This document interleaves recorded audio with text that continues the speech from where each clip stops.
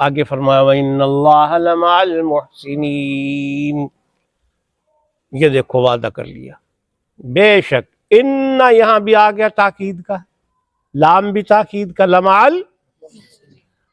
یہ دیکھیے کلام کے اندر آپ کلام کا زور دیکھیں، اللہ تعالیٰ کا تو کلام ویسے بلیغ فصیح تو ہے ہی، لیکن کلام میں یہاں زور پیدا مزید فرما دیا گیا، لام لا کر ان لا کر، وَإِنَّ اللَّهَ، کہ گھبرانے کی بات ہی کوئی نہیں۔ ٹھیک ہے طاقت تو بڑی بظاہر شمار ہوتی ہے شیطان کی اور نفس کی، لیکن جب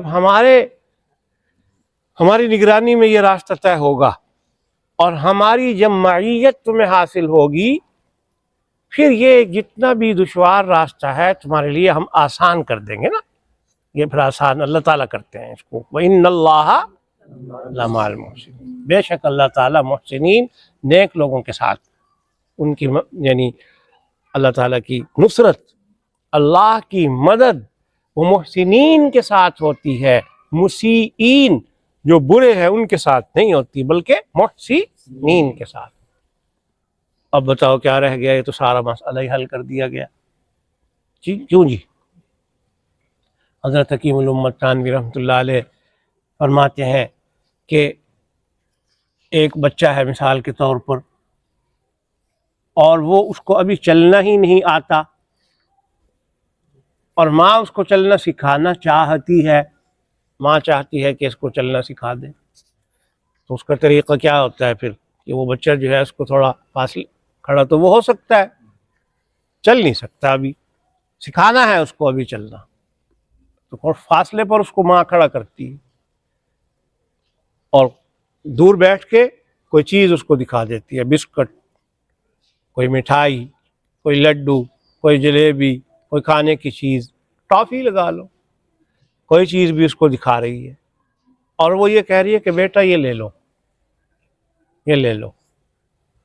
تو اب وہ بیچارہ بچہ چاہتا ہے کہ میں اس کو حاصل کر لوں اس چیز کو، لیکن اسے بھی اس بات کا اندازہ ہے کہ میں چل نہیں سکتا، اگر میں نے قدم اٹھایا تو گروں گا، اس میں ہمت ہے نہیں قدم اٹھا کر چلنے کی۔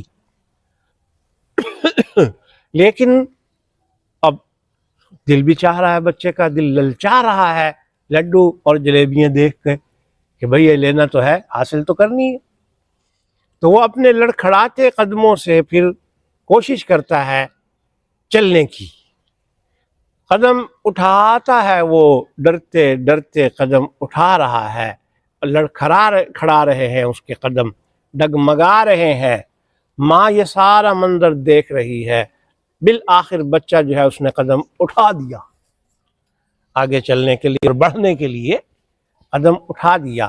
اب ظاہر ہے کہ بھی وہ چل سکتا نہیں، تو ماں پھر اس صورتحال کو دیکھ کر جب دیکھ رہی ہے تو اس کو یہ آتا ہے، یقین ہو جاتا ہے کہ بھئی اس میں اتنی ہمت تو خیر نہیں ہے، بس اتنی ہی تھی جتنے اس نے کر لی، اب آگے اگر اس نے یہ قدم رکھا تو یہ گرے گا۔ تو والدہ نہیں چاہتی کہ یہ گرے اور اس کو چوٹ لگے اور تکلیف پہنچے بچے کو، تو اس مامتا جو ہے، والدہ کی مامتا اور شفقت کا پھر تقاضا یہ ہوتا ہے کہ وہ اس کو گرنے نہیں دیتی، بلکہ بھاگ کے اپنے بچے کو گرنے سے پہلے اس کو اٹھا لیتی، اس کو کیا کرتی ہے؟ لیکن ایک مشق اس طرح کرائی جاتی ہے چلنے کی، مگر اس مشق میں اس کو جو ہے وہ گرنے نہیں دیا جاتا، والدہ اس کو جو ہے وہ اٹھا لیتی ہے۔ تو اللہ تبارک و تعالی جو ہے وہ تو ایک نہیں، کتنی ماں اور کتنی والدہ جو ہے ان سے زیادہ اپنے مخلوق پر اللہ تبارک و تعالی رحیم بھی ہیں، کریم بھی ہیں، اور ان کے احسانات ہیں بہت زیادہ۔ اللہ کو محبت ہے اپنی مخلوق سے، ماؤں سے زیادہ محبت۔ تو حکیم الامت نے فرمایا کہ پھر تم بھی کیوں پریشان ہو، کم سے کم اتنا تو کرو جتنا اس بچے نے ہمت کی، کہ تم اٹھو، اللہ کے راستے پر چلنا جو ہے اس کو شروع کرو، قدم اٹھاؤ، ڈگمگاتے ہوئے قدم تمہارے یہ گرنے نہیں اللہ تعالیٰ دیں گے، بلکہ وَإِنَّ اللَّهَ لَمَعَ الْمُحْسِنِينَ، اللہ تعالیٰ نے وعدہ کر لیا ہے کہ ہم ساتھ ہیں، تو وہ آغوش رحمت میں اٹھا کر تمہیں منزل پر پہنچائیں، سمجھے؟ وَإِنَّ اللَّهَ لَمَعَ الْمُحْسِنِينَ۔ تو اس لیے حضرت حکیم الامت نے جو یہ بات فرما دی کہ جس شخص نے صدق کے ساتھ اور خلوص کے ساتھ قدم رکھا اس کے لیے آسان کر دیا جاتا ہے، اگرچہ وہ ہم کو مشکل معلوم ہو، کیونکہ مشکل ہمارے لیے ہے، ان کے لیے تو سب آسان ہے۔ ان کے لیے سب کیا ہے؟ وہ صرف ہمارے صدق کو، خلوص اور طلب کو دیکھتے ہیں کہ یہ صادق ہے کہ نہیں، سچا ہے کہ نہیں، اس میں اخلاص ہے یا نہیں، اور طلب بھی ہے یا نہیں۔ جب یہ ساری چیزیں پائی جائیں گی، صدق بھی ہے، خلوص بھی ہے اور طلب بھی ہے، صدق بھی ہے، خلوص بھی ہے اور تو یہ شرطیں ساری جب پائی جائیں گی تو پھر کیا ہوگا؟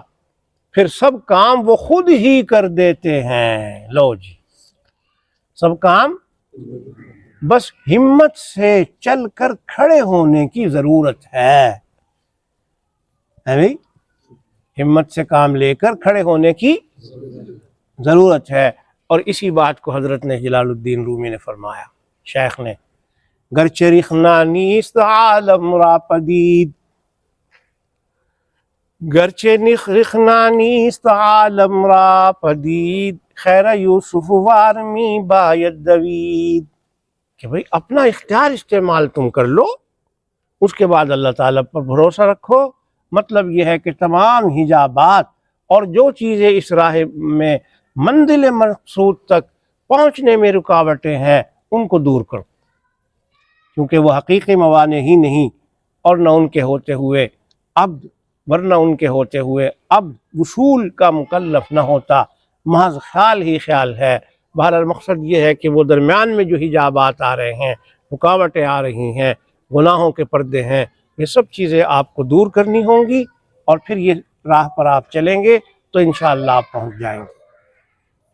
فرمایا کہ اے خلیل اینجا شرارو دودھ نیست، اے اللہ کے خلیل یہاں آگ اور دھواں کچھ نہیں ہے، جز کے سحر و خدائے نمرود نیست، صرف نمرود کا جادو ہے اور اس کا دھوکہ ہے، اور آپ کو کچھ بھی نقصان نہیں ہوگا۔ اور اگر بفرض محال مشکلات بھی ہوں تو وہ تو ہمارے نزدیک مشکلات ہیں، ان کے لیے کیا مشکل اور کیا دشوار، سب آسان ہی آسان ہے۔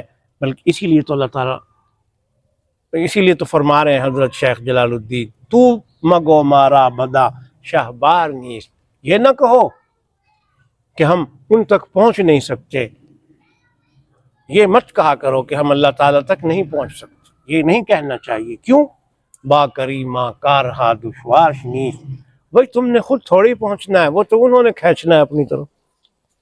با کریمہ کارہا دشوار نیست، اور یوں تو دشوار کا آسان ہو رہا در حقیقت ان کی قدرت اور تصرف سے ہے۔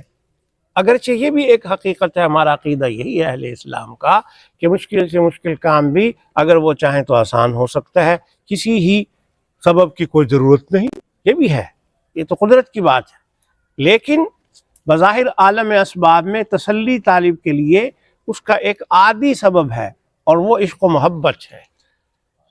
کام کے آسان، یوں تو اگر اللہ چاہیں بغیر سبب کے بھی ہر مشکل سے مشکل کام کو آسان کر سکتے ہیں نا، لیکن یہاں عالم اسباب کے اندر ان مشکلات کو آسان کرنے کے لیے اللہ تبارک و تعالیٰ نے اس کا ایک ظاہری سبب بنا دیا۔ وہ کیا ہے؟ کہ محبت ہو اللہ کی اور عشق ہو اللہ تبارک و تعالیٰ کا۔ طالب صادق کو اول یہ عطا ہوئی، طالب صادق کو سب سے پہلے اللہ تعالیٰ اپنی محبت دیتے ہیں، اپنا عشق دیتے ہیں، پھر اس عشق و محبت کی بدولت یہ پھر عشق اور محبت ایک ایسی چیز ہے کہ سخت سے سخت چیز، مشکل سے مشکل چیز آسان ہو جاتی ہے، سہل معلوم ہونے لگتی ہے۔ جو عاشق ہوگا وہ کبھی مایوس ہو کر نہیں بیٹھتا، وہ بیٹھنے کا نہیں پھر مایوس ہو کر۔ اسی طرح اس حوالے سے حضرت نے کچھ واقعات کی طرف اشارہ کیا، کچھ قصوں کی طرف اشارہ کیا، لیلا اور مجنوں کا حوالہ بھی دیا جا رہا ہے، اور مقصد یہ ہے کہ جب عشق مجازی کے اندر یہ بات ہے کہ وہ مشقتیں انہوں نے برداشت کر لی بڑی بڑی، تو عشق حقیقی کے لیے مشقت برداشت کرنا یہ کون سی مشکل ہے۔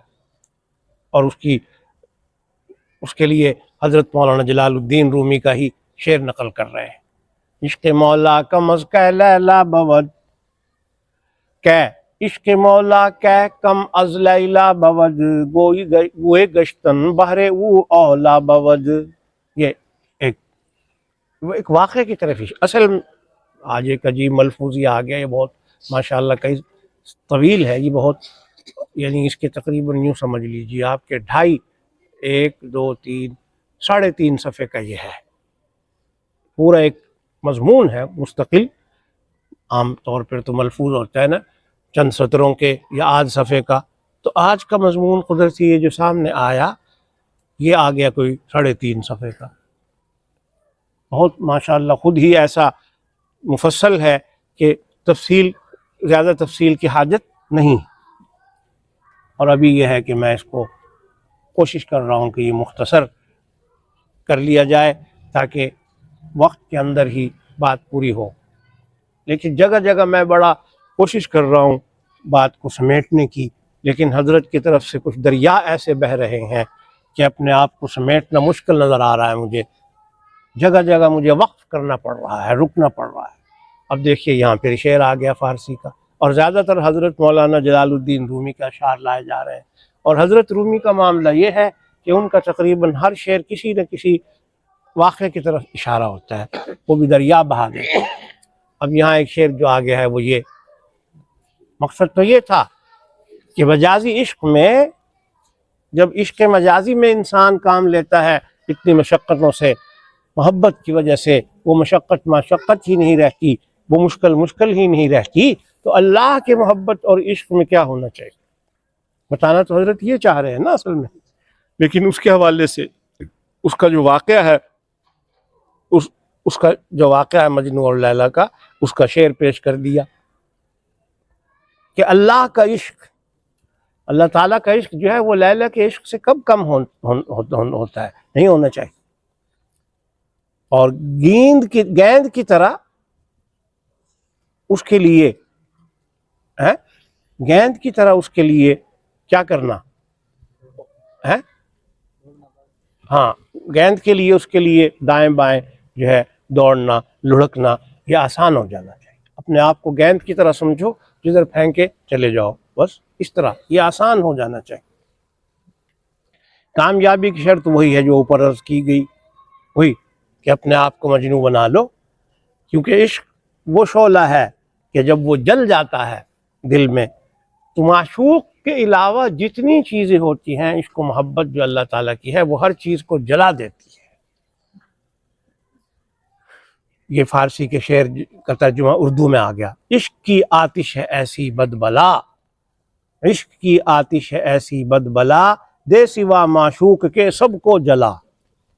باقی اس محبت کے پیدا کرنے کا طریق میں پہلے بیان کر چکا ہوں، وہ ہے اہل اللہ کی صحبت، وہ اختیار کرو. ان کی محبت صحبت کی برکت سے انشاءاللہ دل میں عشق و محبت کی آگ پیدا ہوگی. اس کے بغیر کامیابی مشکل ہے. ان کی صحبت سے وہ کیفیت پیدا ہو جائے گی دل کے اندر کہ اس کے بعد آپ جو ہے گویا بزبان حال یہ کہنے لگیں گے کہ کوئی مشکل آپ کے لیے مشکل نہیں رہے گی، بلکہ آپ کی خواہش پھر یہ ہوگی کہ نشود نصیب دشمن کہ شود ہلاک تیغت سر دوستاں سلامت کہ تو خنجر آزمائے. اصل میں یہ سارا یوں سمجھ لیجئے کہ یہ ملفوظ جو حضرت کا ہے، ملفوظ گرامی، یہ حضرت مولانا جلال الدین رومی کی جو مثنوی شریف ہے اس کے کئی اشعار کی گویا یہ شرح ہے. وہ فارسی میں ہے ساری، تو ان فارسی اشعار کی حضرت نے گویا یہ شرح کہہ لیجئے، یا یہ کہ جو حضرت کا ملفوظ ہے ارشاد گرامی ہے، جگہ جگہ حضرت اپنی بات پر اور اپنے دعویٰ پر حضرت مولانا جلال الدین رومی کے یعنی اشعار سے استشہاد فرما رہے ہیں، تمسک فرما رہے ہیں، یا یہ کہ بطور دلیل کے ان کو پیش فرما رہے ہیں، یہ بھی آپ کہہ سکتے ہیں. تو حاصل یہ ہوگا، حاصل پھر کیا ہوا کہ حضرت حکیم الامت تھانوی کا یہ ملفوظ ان اشعار کی شرح ہے، یوں آپ کہہ سکتے ہیں. یا آپ یہ بھی کہہ سکتے ہیں کہ حضرت تھانوی کا ملفوظ جو ہے رحمۃ اللہ علیہ وہ اصل ہے، اور مولانا جلال الدین رومی کے یہ اشعار ان کی کیا ہے دلائی، اس کی دلیل میں ہے. اس کا حاصل یعنی خلاصہ یہ ہو جائے گا اس بات کا. سمجھ گئے؟ بہرحال یہ جو ملفوظ اب آج ہم نے پڑھا تو حضرت حکیم الامت تھانوی رحمۃ اللہ علیہ نے اس میں جو کچھ فرمایا وہ بہت عظیم اس میں مضامین آ گئے ہیں. ایک ایک مضمون کو اگر لے کے ہم چلیں گے تو اس پہ بھی بہت تفصیل کی ضرورت ہوگی. تو اب خلاصہ کے انداز میں وہ پورا جو ہے مضمون ہم نے ذکر کر دیا، اگرچہ بہت چیزیں اس میں قابل یعنی تفصیل ہے. اور ملفوظ بھی حضرت کا یہ سمجھ لیجئے کہ یہ آج سے بہت عرصے پہلے کا ہے اور ہے بھی ربیع الاول کا، اور ربیع الاول کی 21 تاریخ کا ہے، 1351 ہجری. 1351 ہجری کیا مطلب؟ اب دیکھ لو 1351 کا کیا مطلب ہے. 50 سال وہ اور 45 یہ، اس میں پریشانی کی کیا بات ہے؟ 50 اور 45 95، یہ 51 کا ہے تو ایک کی نفی کر دو 95 سے، کیا رہ جائیں گے؟ 94. 94 سال پہلے کا ملفوظ ہے، یہ آج کا نہیں ہے. ایک صدی کے قریب ہو چکا ہے، تاریخ لکھی ہوئی ہے. اور مجلس بعد نماز ظہر ہے، یوم چہارشنبہ، یہ بدھ کا ہے. دن بھی لکھا ہوا ہے، وقت بھی لکھا ہوا ہے کہ کس وقت حضرت نے کون سی تاریخ کون سے سال میں یہ ارشاد فرمایا. تو اب دیکھو یہ ایک کم 95 سال پہلے کا یہ حضرت کا ملفوظ ہے. اس کو ذہن عالی میں رکھو اور بات کو سمجھنے کی کوشش کرو. اللہ اور حاصل اور خلاصہ اس کا یہی ہوا کہ اصل چیز جو ہے وہ اللہ تعالیٰ سے محبت اور تعلق ہے، اور وہ پیدا ہوگی نیک صحبت سے، اور اسی کے ذریعے پھر انشاءاللہ مزید آگے معاملات جو ہے وہ حل ہوں گے. اور یہ کہ بھئی اصل پیری اور مریدی بھی اس سے معلوم ہوگی. وہ کیا ہے کہ تعلیم جو ہے وہ لی جائے اور اپنے حالات بتا کر اس کی اصلاح یہ ہو. اسی کا نام ہے اصل میں صحیح شیخوخت. وگرنہ موجودہ اور جو عرفی مسائل چل رہے ہیں، حالات ہیں، اس سے بچنے کی ضرورت ہے. واللہ الموفق والمعین، وصلی اللہ تعالی علی النبی الکریم.